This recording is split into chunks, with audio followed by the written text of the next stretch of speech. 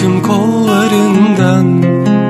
Kırılır kalbim ayrılıklardan, beni saran kucağından, yere düştüm sol yanından. Yalan söyledim, bu veda beni kahretti. Acılarla dolu adresin, nasıl ızdırap sahnesi.